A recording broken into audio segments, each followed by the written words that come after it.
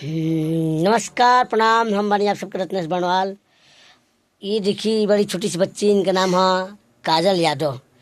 बड़ा अच्छा गाना गावेली और ये ऐसे आज बड़ी स्टूडियो में। ये देखिए प्यारा सा स्टूडियो बजा अपना स्टूडियो मालिक के नाम है संतोष चौरसिया जी।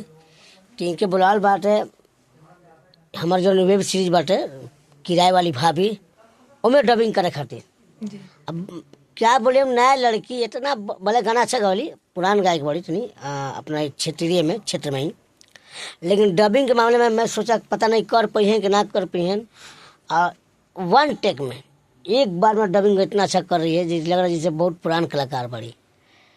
थैंक यू बाबू। क्या हम तो सोचिए अच्छा हमारा डबिंग ना हो पाई, लेकिन बहुत अच्छा लागल।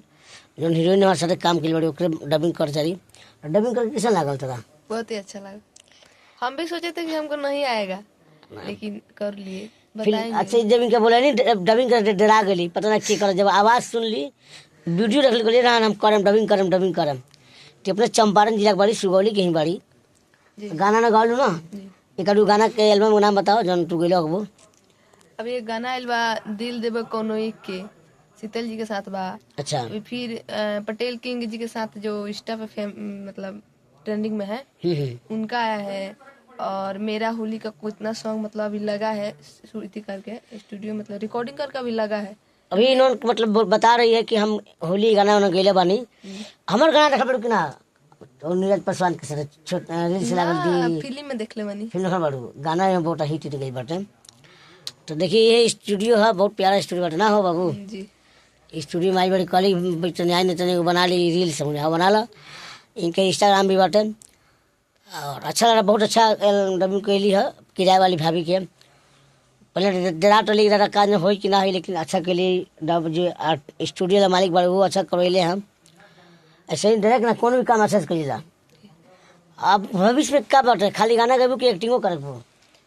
देखिए अब मेरे पिताजी जो बोलेंगे वही करेंगे हम। ना साफ सुथरा काम मिले काम करीला का। साफ सुथरा भी मिल जाए तो कर लेंगे, लेकिन हाँ, गाना हमको ज्यादा रुचि है सिंगिंग में। बहुत अच्छा बात बता। इनका मेन मकसद बा गाना के।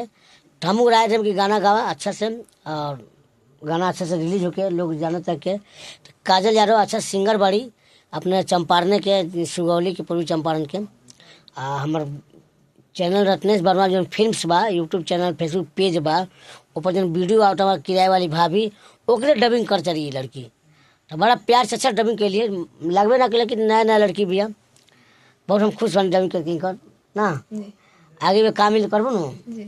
चलो गाना अच्छा से गावा, ये भगवान से विनती बा। आगे बढ़ा कैसा। Thank you. सही प्यार दुआ देते रहिए। आप लोग शेयर कीजिए, चलिए। लाइक कमेंट सब कीजिए।